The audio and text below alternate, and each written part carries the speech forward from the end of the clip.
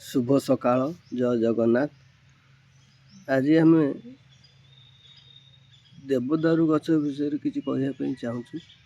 देवदारू गछ को आम देवता गछ बोली कही थाए, देवता काठ बोली परिचित थाए। देवदारूर काठरे मंदिर रे व्यवहार हुए, घर फर्निचर पाई उत्तम काठ बोली मना जाए। देवदारू गछ रे आमे घरर आसबाबपत्र कले घुण लागेनी।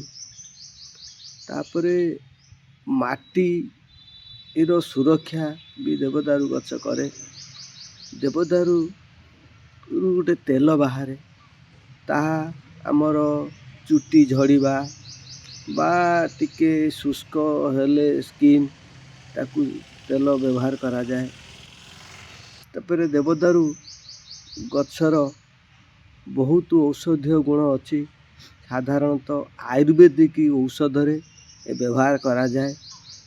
काश भल हुए, छाती को सफा रखे, हजम शक्ति भी बढ़े, गैस भी ठीक हुए, ज्वर भी कम हुए, चर्म रोग साधारणतः ये देवदारू गछ द्वारा ही भल होता है। साधारणतः आजिकल विभिन्न स्कूल कॉलेज ऑफिस मानक देवदारू गछ लगा जाउछि।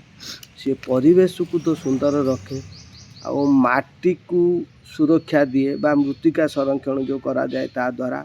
तेणु आपण माने देवदारू गछ लगाइकी तार उपकार पातु एवं सबु बेले देवदारू गछ ही लगेवा उचित।